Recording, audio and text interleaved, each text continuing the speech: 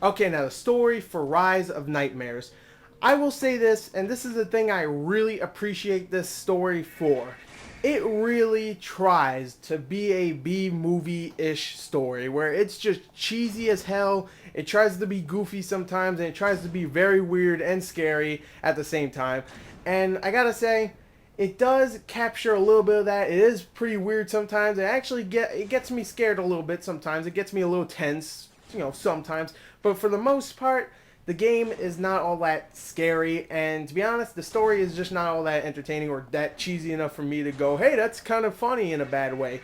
The story in this is pretty simple. You play as a guy who starts off on a train with his wife. They're going to go on a vacation or something, I don't know. And out of nowhere, this big guy comes on this train, kills everybody, at least almost everybody, and takes your wife. And now you have to pretty much get her back in from this big dungeon that's on this island somewhere. So that's the story of Rise of Nightmares. It's not that great at all, really. It's not horrible. There is some entertaining parts here and there, but for the most part, it is not all that great at all, even for a B movie story. So, yeah, let's go on to the sound. Alright, now the sound in Rise of Nightmares. Let's talk about the good of the sound. The sound effects. The sound effects in this game are actually really, really good and sometimes actually add creepiness to the game because sometimes you'll be roaming around a dungeon or something. You'll be like, this is not that scary. It looks exactly like any other dungeon I've ever seen in a video game. And then you hear like some moaning or something in the background or someone getting tortured or a zombie that sounds like it's crawling up to you and you're like, oh god, and you turn around, there's nothing there, and it's like, oh, it actually adds to the creepiness of this game.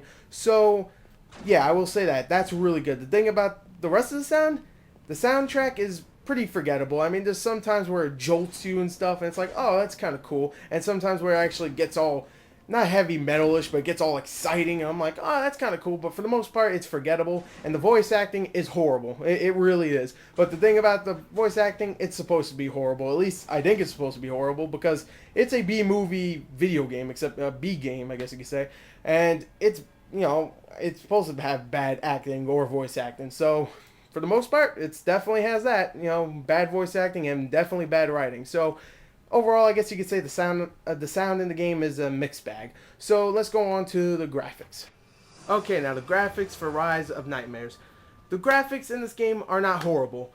I was looking into this game a couple months back and I was watching the gameplay. I was like, wow, that looks horrible. Then I realized it was a Kinect game. I was like, I guess, they have to make some cuts to make the controls better, so they had to not focus that much on the graphics.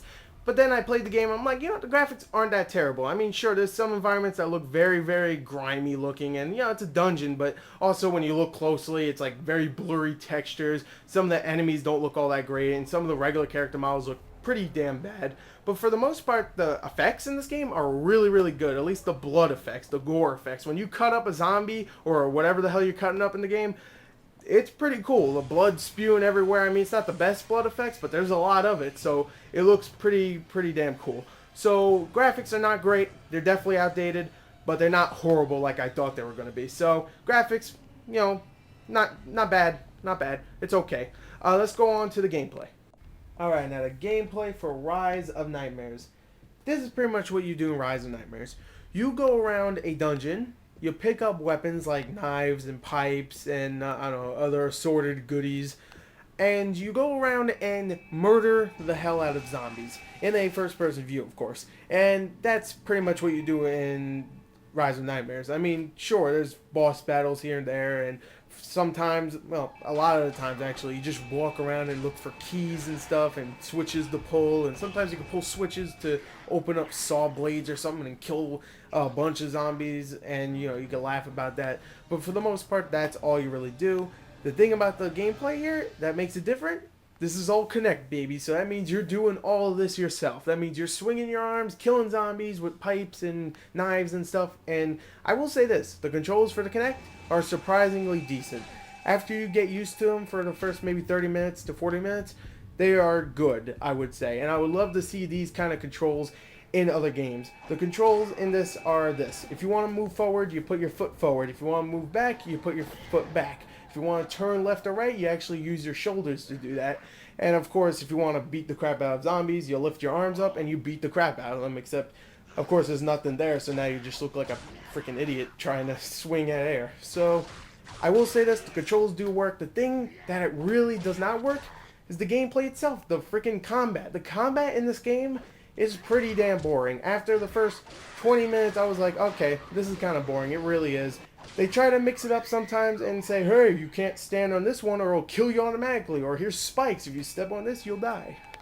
But for the most part, the game itself is just extremely boring. So even though the Kinect controls work, and I would love to see these controls in other games, the game itself is pretty damn boring. And it gets even more boring when there's no zombies to kill and you're just walking around collecting keys and stuff.